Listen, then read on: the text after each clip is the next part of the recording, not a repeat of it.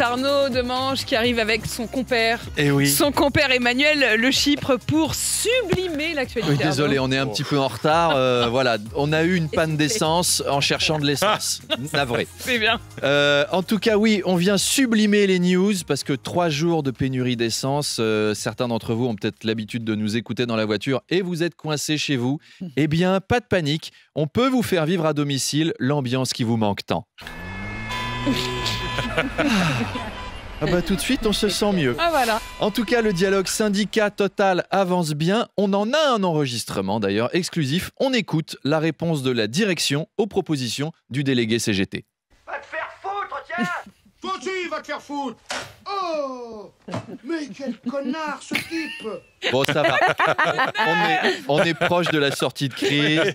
Non mais arrêtez les grévistes. En plus, c'est pas la bonne méthode, la grève avec Total. Ils ont filé 2,6 milliards aux actionnaires alors que les mecs ont même pas fait grève.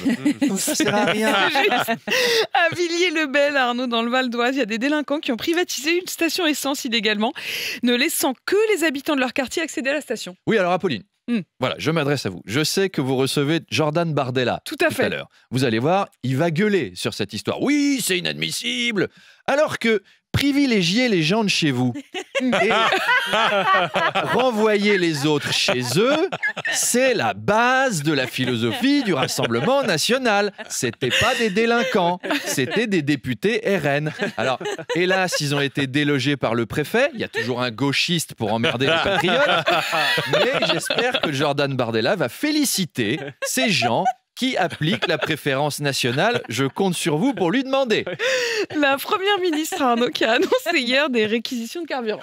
Oui, alors qu'est-ce que ça veut dire concrètement ça ? Ça veut dire que tu peux faire la grève, sauf si ça emmerde vraiment les gens. On n'a jamais vu une réquisition suite à une grève chez des fabricants de caramel au beurre salé, par exemple.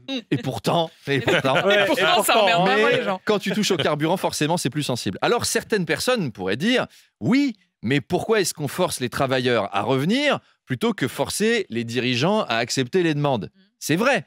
Et là, je réponds, on vous a reconnu, Philippe Martinez, à pirater ma chronique, là, avec votre blouson de cuir. On vous a grillé comme une vulgaire merguez. On vous a chopé.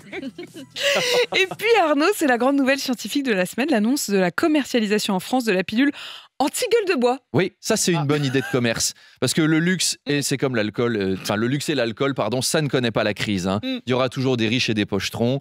Souvent c'est les mêmes d'ailleurs. Enfin, je dis ça, mais je ne suis pas ici pour me faire des ennemis dans le cinéma français. Alors, Bruno Le Maire en a commandé 500 tonnes en expliquant vu l'hiver que vous vous préparez à passer, il n'y a que boire de l'alcool qui va à la fois vous réchauffer et vous faire oublier vos problèmes.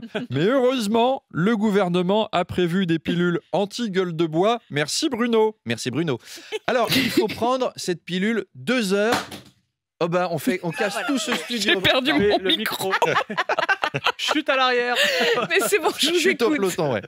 Donc, il faut prendre cette pilule 2 heures avant de commencer à boire et d'être bourré et de faire tomber son micro, Apolline. D'accord, oui, mais non, parce que c'est vrai qu'à 8h23, je suis... C'est 2 heures avant.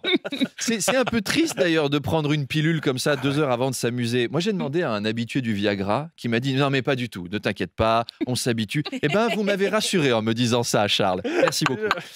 Alors, est-ce que ça marche, cette pilule ? On a demandé à des scientifiques de faire un test. Et dis donc, Jamy, aujourd'hui, on va tester la pilule anti-gueule de bois, Jamy. Alors, je vais commencer par me bourrer la gueule, Jamy. Je me suis débouché une vieille gnôle de mon papy, Jamy. Il est 8h24 le matin et c'est pour la science, Jamy. Ça y est, je suis complètement pété, Jamy. Alors, est-ce que cette pilule... Merde, je l'ai fait tomber. Elle est où ma pilule anti-gueule de bois, Jamy ? Je me sens pas bien, Jamy. Je crois que je vais gerber, Jamy. Ah merde, voilà ma pilule. C'était le Viagra de Charlemagne, Jamy. Je suis toujours pété, j'ai une gaule des enfers, il est même pas 9h. Comment je vais expliquer ça à ma femme, Jamy ? Je me sens pas très bien, Jamy. On va laisser les scientifiques bosser entre eux, je crois. C'est une expérience Allez, à demain. scientifique. Voilà, merci d'avoir regardé cette vidéo. Si elle vous a plu, abonnez-vous et surtout, venez au spectacle.